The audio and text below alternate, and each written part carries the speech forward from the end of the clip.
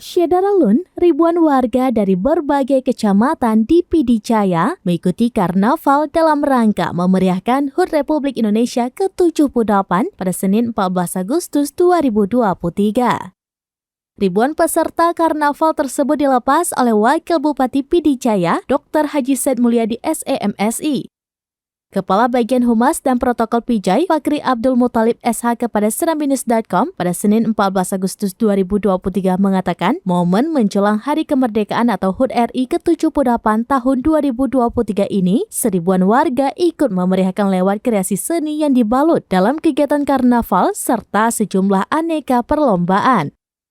Adapun peserta karnaval dalam memeriahkan HUT RI ke-78 diikuti oleh peserta dari kalangan taman kanak-kanak atau TK, pendidikan anak usia dini atau PAUD, SD, SMP, serta MSen Sepijai.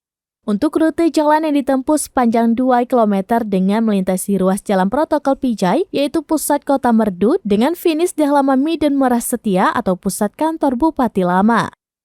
Selain itu juga pihak panitia pelaksana turut menggelar sejumlah aneka lomba dalam memeriahkan HUT RI ke-78 yaitu lomba tarik tambang dan sepak bola kaki. Sementara lomba tangkap bebek serta dayung perahu di Sungai Kerung Merdu diperlombakan pada puncak hari H yaitu pada Kamis 17 Agustus 2023 mendatang.